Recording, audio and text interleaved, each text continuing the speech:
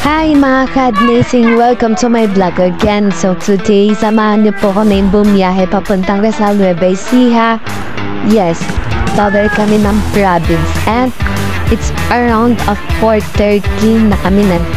At talagang ayan talaga alas 3 at gising na gising na kami mga ka-admissing. Bali ako ang unang nagising sa amin alauna. Kamunod sa akin, ang pangalawa ay alas 2. At ayun sa part niya mga ka-admissing, talagang naglalakad na nga kami mga ka-admissing pasakay ng jeep dahil madaling araw, traffic mga ka-admissing.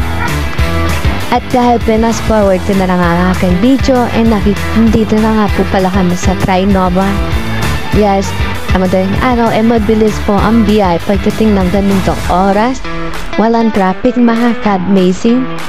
At ito na nga sa part na to ay nandito na kami sa may sakayan ng bus papuntang Qmark or Cubao na kung saan doon kami sasakay ng bus pa Rizal or Cabanatuan mga ka-admissing.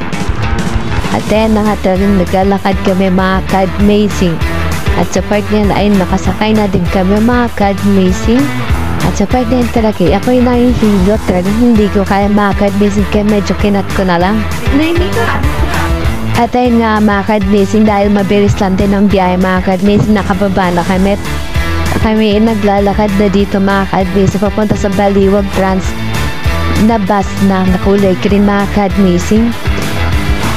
At after mga 30 to 50 minutes naglakad kami ay nakarating natin kami sa Baliwag na kung saan ay doon kami sasakay mga ka-admissing.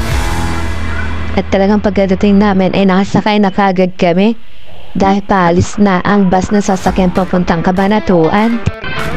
At ayan na nga sa part na mga ka-admissing, nakaupo na kami at nasa pinakadulo kami mga ka-admissing dahil anong oras na din kami mga nakadating mga bandang around the 5 PM na ng gabi ay nang madaling araw yung mga ka-admissing talaga. At ayan na nga mga ka-admissing ay umalis na yung aming sinasakyan papuntang Cabanatuan mga ka-admissing. At maya nga ay sa part niya na talaga nararamdaman ko na palabas na kami na NLEX na kung saan madadaanan natin yung Bulacan ng Philippine Arena mga ka-admissing. At dahil hindi nga ako sa pinakadulo ay hindi ko masasaktuhan yung mga saktong videos sa Philippine Arena, bali tanaw-tanaw lang sa aking video. At yan sa part na nga ay talagang nasa Bulacan pa rin kami dahil napakalawak nga talaga ng Bulacan bago magpunta ng Gapan. At pagtapos naman ng Gapan ay doon papasok malapit na sa Cabanatuan mga ka-admissing. At yan sa part na yan dahil na nagugutom kami at nag-stop bus nga ay kumain kami ng chicharon mga ka-admissing at may kasamang cup noodles. Yung cup noodles nga nila ay halagang 40 pesos. Medyo sulit naman kahit pa paano mga ka-admissing.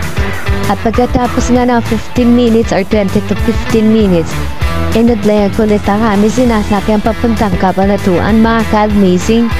At dahil ako'y nahihilot hindi na rin kaya makapag-video, medyo kinat na lang ito mga ka-admissing at nakarating na din kami sa may Cabanatuan.